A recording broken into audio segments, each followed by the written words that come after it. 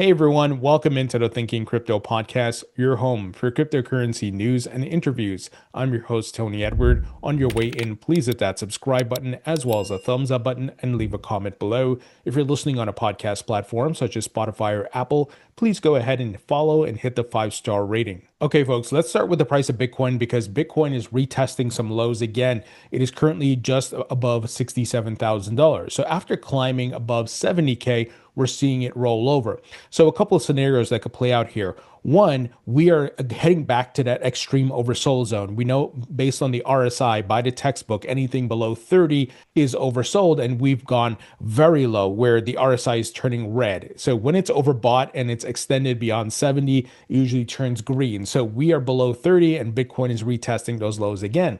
Now, it could be that we are going to break 60K and go into the 50s. That's a possibility. We can't rule it out. Or this is simply a retest of around 60K. And then I believe we start to see the relief rally we've been waiting for. Because remember, markets are cyclical. They don't go in one direction forever, whether that's up or down. So in these extreme oversold zones and where the RSI is touching bear market bottoms that we've seen historically, plus you have extreme fear, we know that a reversal is coming sooner than later. And, we've talked about this will simply be a relief rally where it goes to about 100K or just above, and then altcoins outperform Bitcoin. There is the slight possibility, and this is a very low probability, in fact, of Bitcoin going to new all-time highs. But we shall see, right? No one has a crystal ball, but I think the data and the trends right now are just on the side or showing a higher probability of just a relief rally taking place. So we're going to have to stomach the volatility, right? This is part of investing. And as always, make sure you have the macro view. Now, something to highlight, the fear and greed index continues to hang out in the lows. It's currently at a 5. So we're in extreme fear. So again, all these things are setting up well. I love what Analyst Crypto currently put together with the Bitcoin chart. He highlighted multiple scenarios on the higher time frame. So one of his scenarios, which is the unlikely one, is that the low is in, that in fact we've hit the low and we're going to start climbing out and this bull market continues. And he says that's unlikely. The second one is his base case. So the base case is that we will have a relief rally, but we're going to lower prices this year, which would be in line with the things I just highlighted with the extreme oversold, extreme fear, and these things. So a relief rally to over 100K and then go down to test 40K possibly. And then a possible scenario is that we are going way lower, like no relief rally. This thing just keeps rolling down, down, down. And I don't think that's very likely given how oversold we are. But hey, look, again, no one has a crystal ball, but it's good to at least understand and have in the back of our minds what are the potential scenarios that could play out. Now, some things that could really spark a relief rally is that we are seeing pushback on Trump's tariffs. We know these have been headwinds for the markets, especially at the beginning of 2025 when Trump announced them. The markets crashed very hard, the stock market, crypto, and much more. Well, the U.S. House voted to overturn Trump's tariffs on Canada, and this included Republicans. So this in conjunction with reports that Trump and President Xi may roll back tariffs for up to a year, and plus we may have the Supreme Court ruling on Trump's tariffs to see if they're unconstitutional and these things. So certainly a rollback of these things would be very bullish because, again, these have been headwinds for the markets. Now, the other factor that could speed up more liquidity and money printing, we're seeing that many companies have started to file for bankruptcy. So 9 large companies filed for bankruptcy in the United States last week. So this brings the 3-week average to 6, the highest rates since the 2020 pandemic. Plus you have consumer credit card debt at an all-time high, and not to mention the job market not looking great with lots of layoffs. So the point is, these things will force the Fed's hand to continue to cut rates and to accelerate quantitative easing. So that bodes well for markets. However, we have to be patient. These things don't play out over a week or a couple of weeks. It takes months. So we're going to have to wait and see how this market plays out. Okay, moving ahead. Folks, the big news of the day is BlackRock has made a major step towards DeFi. So they continue to expand their crypto initiatives. We know they were the first to file for a Bitcoin ETF, speaking of the Wall Street TradFi world, right? So they kicked it off. Then Larry Fink came out after that and said tokenization is the future of finance. They launched their money market fund in Ethereum and have expanded to other blockchains. They're also working with crypto companies like Circle, custodying reserves, and much more. And they've also made investments in like Securitize, the tokenization firm. And now, look at this, they are going to put their money market fund BUIDL on Uniswap, which is a decentralized exchange. I'm sure many of you are familiar with it. And they're also making an investment in the firm. And the token today saw a little bit of a pump, about 25%. So let me give you the details. BlackRock will make shares of its $2.2 billion tokenized US Treasury fund, BUIDL, tradable on the decentralized exchange Uniswap, marking its first move into DeFi. Uni, the exchange's governance token, jumped 25% on the news. Trading BUIDL on Uniswap X will allow pre-qualified whitelisted investors to swap the tokenized treasury fund around the clock with approved market makers using stablecoins with securitized handling compliance. Folks, BlackRock is setting the standard here. And again, I gave the example with the ETFs, the Bitcoin ETFs and tokenization, and we saw the rest of Wall Street followed. Fidelity followed, Franklin Templeton, and the others. So BlackRock is the world's wealthiest asset manager, I'm sure many of you know, and they work closely with the government in many ways, with the housing market, the work they did after 2008. Just go research it, right? This is a powerhouse. So again, they're setting the standard. And if BlackRock is embracing DeFi, just look at where we're headed, where the puck is headed, folks. We are still in the early innings. We don't have crypto legislation as yet here in the United States, and these things are happening. Just wait till that is passed, and you're going to see more activities. These firms are going to jump all in. Right now, they're dipping their toes. They're going to jump all in, invest more capital, build more, and you're going to see a major, major push to the masses. So this is huge news. And as mentioned, the Uniswap token did pump on that news, but not a lot. And in fact, it took back some of those gains because the market conditions are not great, right? So this is where sometimes people say, it's positive news, the price should pump and all that. It just depends on the market situation. So this was nothing. It was, a little pump.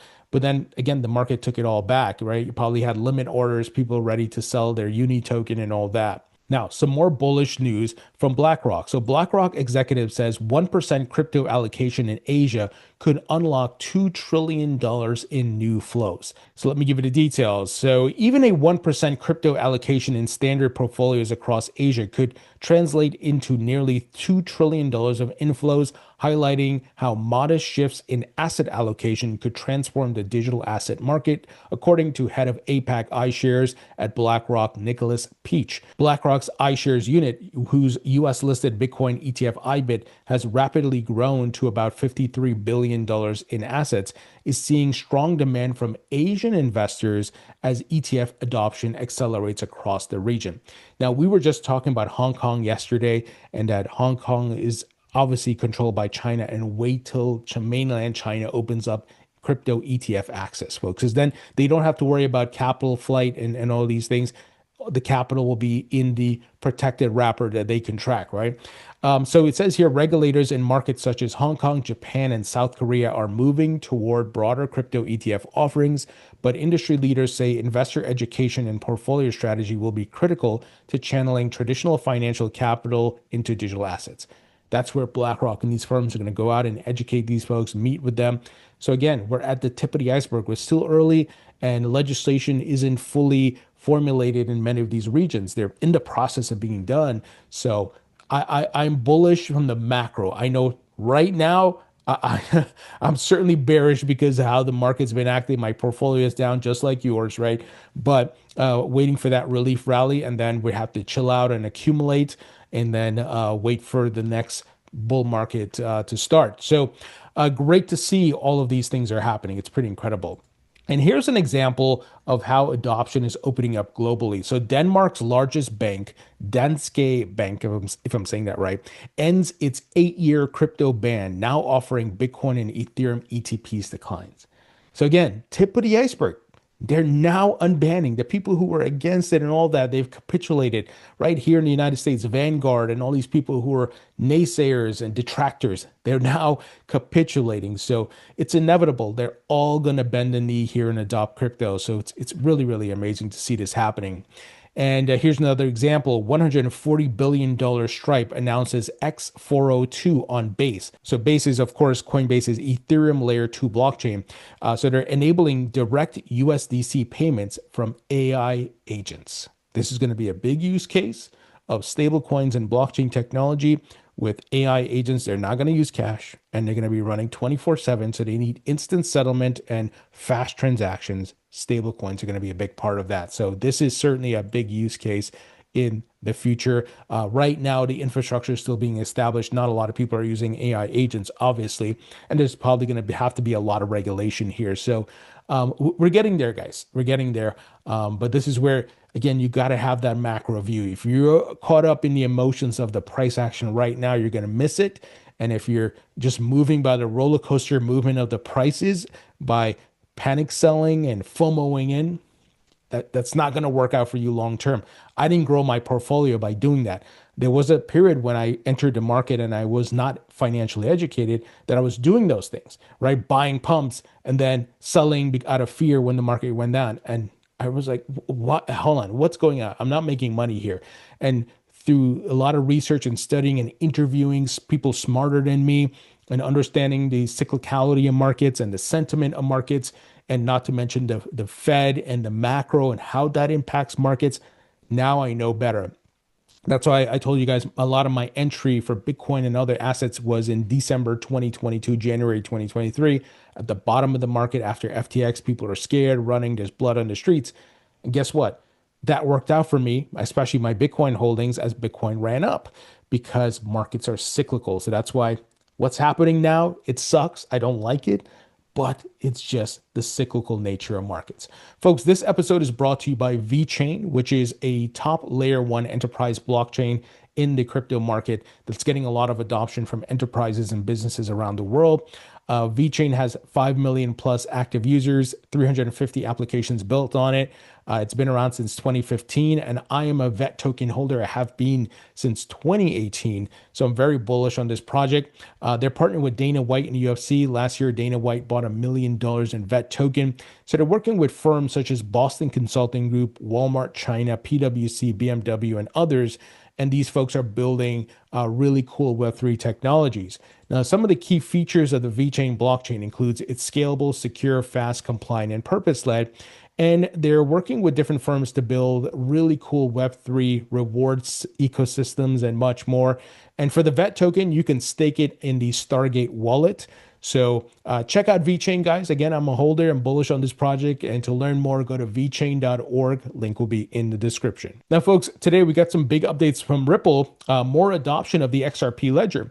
You know, one of the big major news items we talked about recently was a company in the UAE tokenizing hundreds of millions of dollars of diamonds on the XRP ledger. So Aviva Investors, the global asset management business of leading UK insurer Aviva PLC, has announced a partnership with Ripple with the intention of tokenizing traditional fund structures on the XRP ledger. That is great. That benefits the XRP token running on the network. Obviously, just like Ethereum, it would building on Ethereum, that benefits the ETH token. So this is really great adoption news. We continue to see XRP ledger getting more and more adoption around the world. And, you know, one of the things we've talked about for years is that the SEC lawsuit really held back a lot of this adoption. Now Ripple is catching up. Now the XRP ledger is catching up. So this is really great news. Now, moving ahead, Binance and Franklin Templeton are partnering. So here, Richard Tang, the CEO, today announced that Binance is proud to announce our first offering with Franklin Templeton. Institutional clients can now use tokenized money market fund shares issued via Franklin Templeton's Benji technology platform as off-exchange collateral for trading on Binance, improving efficiency and bringing TradFi and crypto closer. This is a huge partnership. You know, Binance has a lot of liquidity as the world's largest exchange. I know there's a lot of controversy going on right now with CZ and so forth, but you know, those things aside, a major partnership here, and it's amazing to see TradFi and these crypto companies, merging and combining their efforts and converging, I guess is the right word. It's pretty amazing. And, one of the things I believe that over a time, with the convergence of the TradFi markets and crypto and all these things are running on blockchain rails, it won't be the crypto market and the traditional market. It will be just the market, right? But we're not there yet. All right, this is still segmented, and but eventually it will all be one market. So really, really incredible news here. Now, Citibank has represented a bill of exchange as a token on chain and executed the entire life cycle from issuance to settlement on Solana.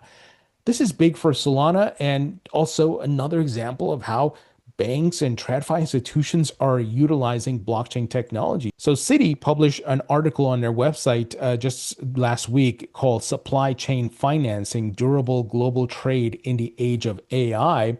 And in this article, they highlighted that one of the key takeaways is tokenization of trade finance instruments may improve access to liquidity. Citi, in partnership with PwC, that's one of the top 4 accounting firms, and Solana is exploring ways a bill of exchange could be transformed into a digital asset in a tokenized format. So again, all of these things going on chain, guys, right? The way we transact, the way we receive information, the movement of contracts, and all types of data and information on chain. I've said many times that the future of the governments, the markets, and the economies will all run on blockchain rails. That is what's coming. Now, moving ahead, we have some interesting updates around Cardano. So privacy-focused Midnight blockchain to go live next month, says Cardano's Charles Hoskinson. So Input Output Global founder Charles Hoskinson said Midnight, a long-awaited privacy-focused blockchain, will launch in the final week of March as a partner chain to Cardano. Midnight allows users to keep transactions private by default while sharing specific data with authorized parties when required. A new Midnight City simulation opening to the public on February 26th is designed to test the blockchain's ability to generate and process proofs at scale under real-world like transaction load. So I think this should be big for Cardano, although again, all these altcoins are suffering right now because of the market conditions. But it's often said this in the bear market is when the building is done, right? That's when people can actually focus, maybe separate from the noise of the market and the price action, all that, and just build and then prepare for the next bull market. But I think this should be really good for Cardano. Now, final news item, we got some big updates here from Bo Hines, who is the CEO of Tether US, or the USAT stablecoin. So Tether could become a top 10 T-bill buyer this year. So we know Tether, they hold a lot of treasury bills, and they're kind of setting the model of what the stablecoin market will look like, right? They're king of the hill. They're the largest stablecoin across the globe. And they continue to expand, and they've launched a Genius Act compliant stablecoin called USAT. And I should be interviewing Bo Hines soon. If you guys recall, I interviewed him while he was under his capacity at the White House working for David Sachs. And they already hold, Tether that is, more T-bills than Germany. And I think you're going to see Tether climb that list as they continue to build. And I don't be surprised if other stablecoin issuers like Circle and Ripple and PayPal and the others start making their ranks up as other countries around the world step back from buying U.S. treasuries, and stablecoin issuers do that. So this is a big statement here, and that if that happens, it will really, really set a new precedent, and it will be game changing. I think it will open the eyes of a lot of people, and crypto will get more adoption as a result. Folks, that's the news. Let me know what you think. Leave your thoughts and comments below. Hit the thumbs up and subscribe if you haven't as yet. Please be sure to support the podcast by subscribing to my free email newsletter, grabbing a copy of my book on Amazon. It's available in paperback and digital. And check out my course at mycryptocourse.com, which is a comprehensive course that teaches you everything you need to know about crypto. Folks, thank you so much for tuning in. I appreciate you all, and I'll talk to you all later.